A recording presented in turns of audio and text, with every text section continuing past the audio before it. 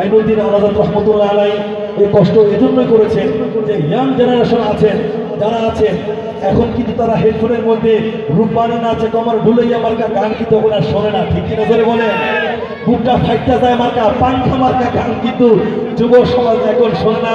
এখন তাদের মোবাইলে বন্ধু, পদ্মা, মেঘনা, যমুনা ও মদিনার বুলবুলি এই সঙ্গীতগুলো দেখতে পাওয়া যায়, ঠিক কিনা ধরে। এটাই আমাদের সফলতা। যুব ভাইরা গানটাকে বাদ দিয়ে সঙ্গীতকে গ্রহণ করেছে।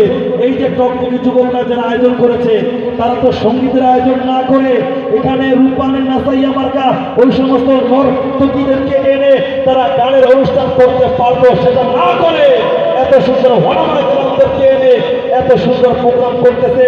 এটা তাদের উপরে আল্লাহ তাআলা রহমত নাযিল করেছেন, ঠিক কিনা। আমরা তাদের জন্য দোয়া করি, এলাকাবাসীর জন্য দোয়া করি। এলাকাবাসী সাপোর্ট না দিলে, বুদ্ধি, পরামর্শ, সাহায্য, সহযোগিতা না করলে এত বড় বিশাল বড় একটি প্রোগ্রাম সাকসেসফুল করা যাইত না।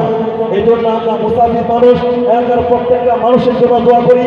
আপনারা যেন কাঁধে কাঁধ মিলিয়ে দল বল নির্বিশেষে রেশারেশি, হিংসা, বিদ্বেষ সব কিছু ভুলে আমরা এক কাতারে যখন নামাজ পড়ার জন্য চলে যাই, ঠিক ওই রকম ভাবে মৃত্যুর আগ পর্যন্ত, কিয়ামতের আগ পর্যন্ত এই এলাকার যুব সমাজ, মুরব্বী সবাই আমরা কাঁধে কাঁধ মিলিয়ে চলবো।